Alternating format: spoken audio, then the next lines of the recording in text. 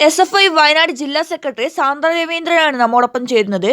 ഇന്ന് നടന്ന ITI college union തെരഞ്ഞെടുപ്പിൽ വയനാട്ടിലെ 3 ITIയിലും SFIക്ക് വിജയിക്കാൻ കഴിഞ്ഞല്ലോ. ഇതിനെ താങ്കൾ എങ്ങനെ നോക്കിക്കാണുന്നു? ITI കോളേജ് യൂണിയൻ തിരഞ്ഞെടുപ്പ് അവസാനിക്കുന്ന ഘട്ടത്തിൽ വയനാട് ജില്ലയിലെ 3 ITIകളിലും SFI വിജയം നേടാൻ വേണ്ടിയിട്ട് സാധിച്ചിട്ടുണ്ട്.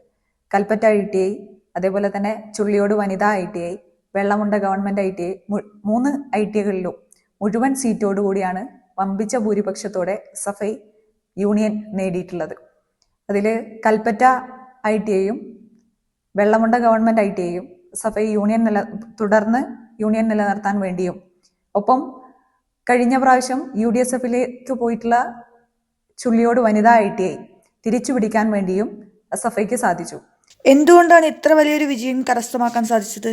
രാഷ്ട്രീയവാദവും കപട സൗഹൃദവും മെനഞ്ഞുകൊണ്ട് ക്യാമ്പസുകളിലേക്ക് കുത്തിക്കയറാൻ നോക്കുന്ന വലതുപക്ഷ രാഷ്ട്രീയത്തിനെതിരെയുള്ള തിരിച്ചടിയാണ് SFIയുടെ ഈ വിജയം. നിരന്തരമായുള്ള സമരങ്ങളും വിദ്യാർത്ഥി വിഷയങ്ങളിൽ ഇടപെടലുമാണ് SFIയെ ഈ തരത്തിലേക്ക് വൻ ഭൂരിപക്ഷത്തില് 3 ITIകളിലും വമ്പിച്ച ഭൂരിപക്ഷത്തോടു കൂടി മുഴുവൻ സീറ്റുകളിലും വിജയിക്കാൻ സാധ്യമായത്.